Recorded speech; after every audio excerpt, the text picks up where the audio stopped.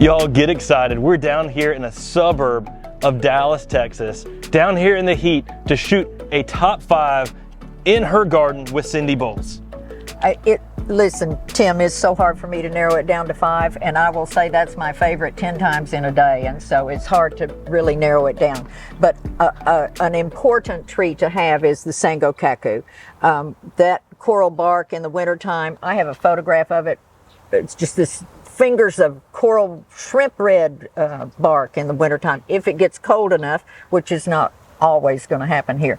And I arranged it here above a viridis and next to a dragon tears, just for contrast. Yeah, the coral bark Japanese maples can give you some red bark during the winter months. They give you a bold yellow in the fall color. They're just so beautiful. As your bonus in your top 5, it's a really cool one because it's a classic Japanese maple. The name Sangokaku translates as coral towers. And it's because of that coral bark, that winter interest that the coral bark Japanese maples can provide in the landscape. But they're underrated for that fall color. That yellow fall color is so distinctly different than many of the other Japanese maples because you often get more of those yellows with the hints of orange in it, while most of the other Japanese maples go to shades of oranges and reds. So it's a phenomenal tree to put out in the landscape and give you that extra additional winter interest. And we have extra good health results with it in this part of the country. I understand in some parts of the country they have fungus or a disease that bothers it, but we don't have that problem here. Now, Cindy, you're a master gardener. How long have you been a master gardener down here in Texas? I became a master gardener in 2013. We have a wonderful program in Dallas, very active, lots of 450 plus master gardeners in Dallas, and we do a lot of things. And twice a year we have a Japanese maple tree sale. That's awesome. Mm-hmm. We actually came down here because Cindy has invited a lot of the people from the Japanese Maples, Texas Japanese Maples group on Facebook to come visit her garden. And it is beautiful. And we thought, this place is amazing. Let's get Cindy on a top 5. So we were real excited about it today. I'm happy to do it. Coming in at number 5, Cindy, what do you have? I have dragon tears, and I bought it not knowing anything about it. I spotted it at a garden center, and I thought it was interesting, and I liked it, and it was just 3 feet tall. And it is developing so beautifully. The sweep is incredible, and this year, I'll bet you it's grown outward a foot at least in just the last month and a half or so. But the color's pretty, the sun hits it beautifully, and it's very striking tree with a wide spread. I like dragon tears. It was found by our good friend Ray Jackson in Belvedere, Tennessee. And he had a ton of blood good seedlings lined out. And then there was a freeze. And then this growth started coming up that looked weeping. It was very plagiotropic growth. And he grafted it, and it became dragon tears. Originally they thought, hey, this might be like Ryusen style weeping, and it's not. What this tree is, it is beautiful. It is upright, but it has these long branches that just cascade out with an upright habit. Mm-hmm. So you get a wider tree with that good bold red color. Mm-hmm. And this tree is awesome. I think it's underrated. I think a lot of people think it should be Ryusen style weeping, and it's not. But as you can see here with the shape, this is beautiful. This deserves a place in the garden. Yep, I say if you find it in a garden center, grab it because they're not easy to find. Yeah, I mean, this is an awesome tree to use out in the landscape and add that red color. And it's got some really nice shades of red for you down here in this sort of slightly shaded area down here in Texas. Right. So Cindy, what do you have as your number 4 Japanese maple? I have a butterfly for you that gets a lot of publicity on Facebook when I post pictures in the early spring, because this particular butterfly, I always say it looks like a stick of pink cotton candy. It's big, pink, fluffy thing in the spring. I thought because it didn't get any shade, but then it began slowly to come back to its white and green, but it still has a lot of pink in it right now. This Japanese maple, this butterfly, has a gorgeous amount of variegation to it. And it's really striking. I mean, I see a lot of pink on the new growth, more so than I do on many other butterflies. It is outstanding on that color. And butterfly is a classic Japanese maple. To me, it's one of the whitest, most consistently white Japanese maples out there in the nursery trade. You can get a lot of white in there, but you can even get a lot of pink in there. And you know, that's not uncommon for some in the spring. But this tree is just outstanding. If you ever do see reversion starting to popping up on this tree, we do recommend pruning that out. This is one that once a branch goes green, it doesn't go back to being variegated. And because of that, we like to take and make sure that we're not over fertilizing a lot of this style of variegation. The fertilizer will actually cause more of the chlorophyll to come in the leaf. But you've got a beautiful specimen here, and this thing is just electric here. I mean, if you love variegation, this is exactly why I call it a bouquet Japanese maple. It is. Because it's shorter, denser at a young age, and you can walk up and enjoy it like a flower bouquet. That's exactly right. And you know, I have one in the back of the garden back here that's half this height, but the same age. I put it in the front yard, it didn't work. I put it in the backyard, it didn't work. I put it in a pot, it didn't work. And I finally put it in its happy place, back here in the little shady place. But it's the same age as this one and half the size, but its color is spectacular. White and green with no pink. Butterfly, if you're looking for something that can brighten a dark spot, add variegation along the walkway here, right next to her sitting area where she can enjoy the beautiful white and pink on it. I mean, butterfly is an excellent tree to do that with. And it's nice, slow growing, and it gets a little twiggy, and that's the reason why it's slow growing. But that also means you get that variegation at that shorter height, very multi-branched at a younger age, which is a beauty in the garden and a beauty in a container. I like it. Cindy, what do you have as your number 3 Japanese maple? My number 3 is my Tamahime, which I pronounced Tamahime forever. Jaime was easy to say, and Hime took some learning. And so Tamahime is spectacular. And I saw one on the bank of a koi pond, and it was really, really pretty. And so I bought it and put it in a pot, and then a bigger pot, and then a bigger pot. And then I thought, well, I'll put it in the ground, but it didn't excite me at all in the ground. You need a bank by a koi pond if you're going to have it in the ground. And so I got another pot, and I have to repot it every 2 to 3 years because this thing is vigorous. It is vigorous. It creates a lot of roots. And so this time I have a pot that is easier to roll over, so I personally, by myself, can pull it out and repot it. And I just love this tree. It's wonderful. You have a beautiful specimen of Tamahime here. Being a slow-growing dwarf, vigorous as being a dwarf. I mean, it fills out a pot really nicely. It's an excellent container plant. Believe it or not, this is actually the tree that we used a photo of on our website for Tamahime. I messaged Cindy and said, hey, would you mind if we use your photo from Facebook on our website? And I was thrilled. And it's a beautiful specimen. It shows what you can do with Tamahime. I mean, this is a gorgeous, gorgeous little container. And it's a container you can put over here, you can move over there. And that's one of the fun things about container gardening is you can take your Japanese maple, extend to your pathway. You can put it in places that you normally wouldn't plant a Japanese maple, and you can change your mind frequently on where the tree is going to be. Exactly.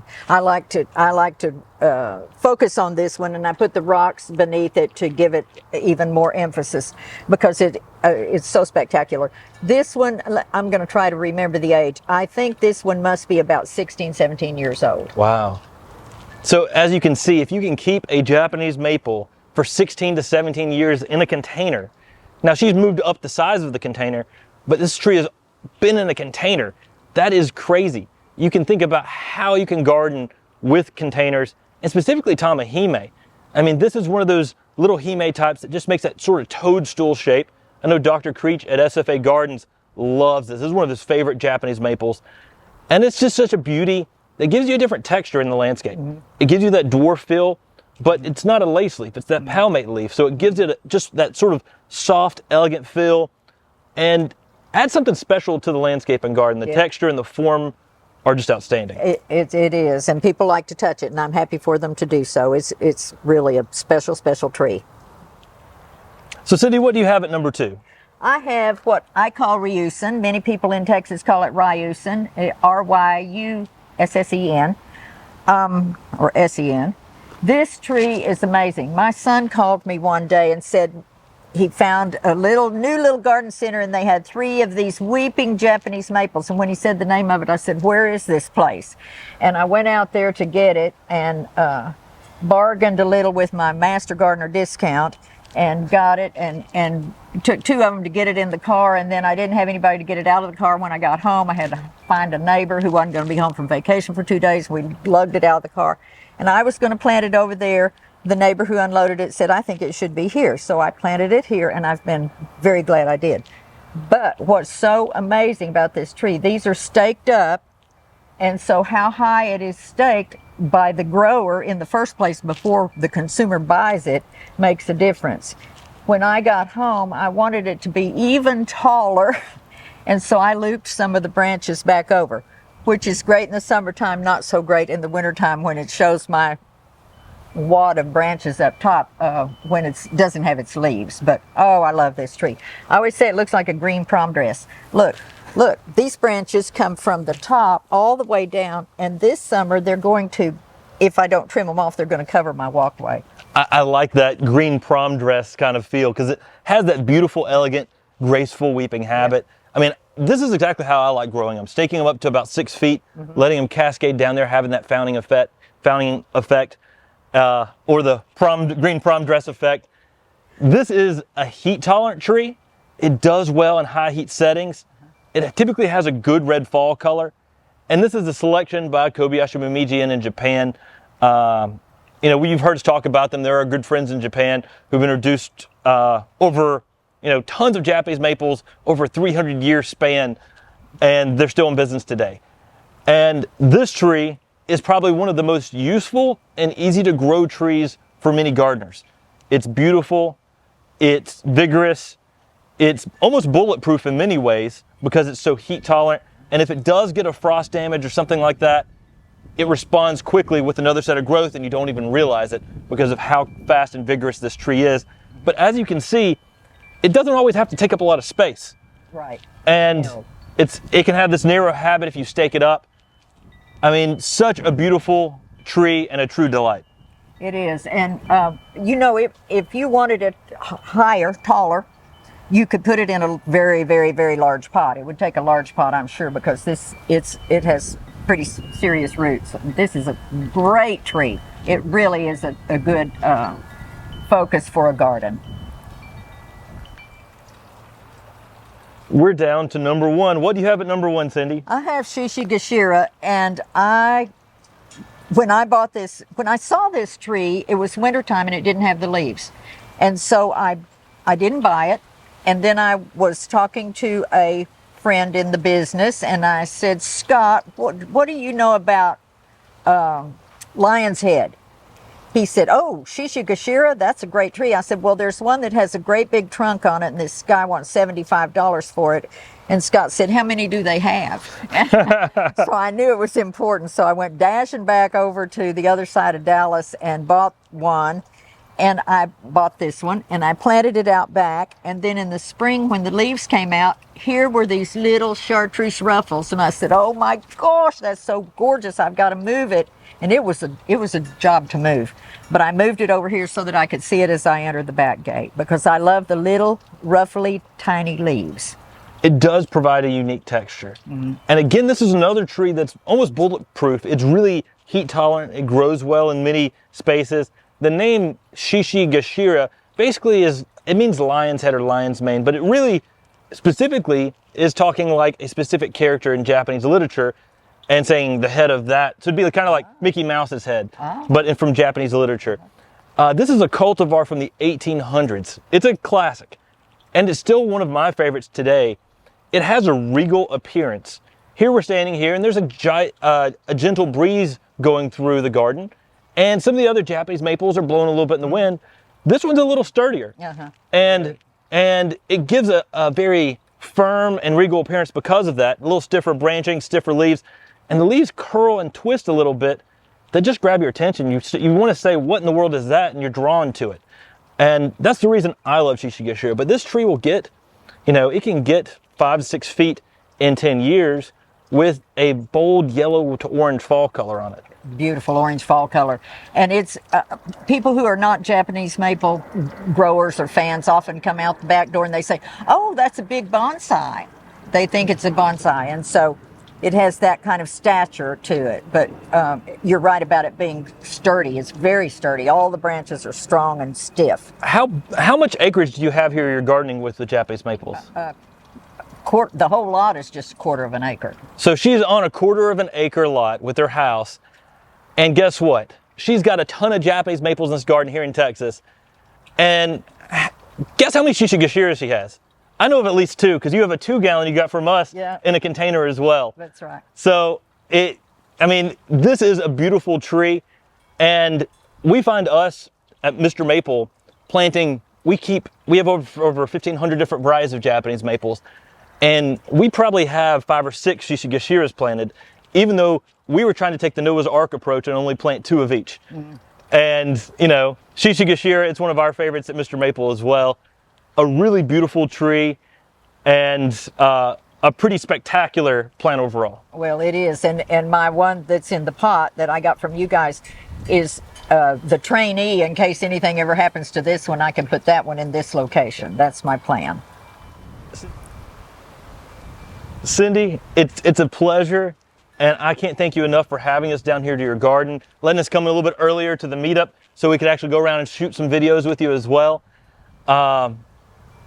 If you were just giving a talk the other day at the Dallas Arboretum, do you give many talks on plants and Japanese maples? Well, as a master gardener, I'm a member of the Speakers Bureau, and so if somebody asks for a talk or a speaker about Japanese maples, they send me, and so that's how I got to talk. And I spoke to the actual Dallas County Master Gardeners in the last 3 weeks or so, and had a wonderful warm reception from my peers. It was very scary to speak to them, but anyway, yes, I do speak on them because I have become recognized as a person you can call and ask questions. And so the Dallas County Master Gardener friends of mine will tell somebody who has a sick Japanese maple, call Cindy Bolz, she knows what to do.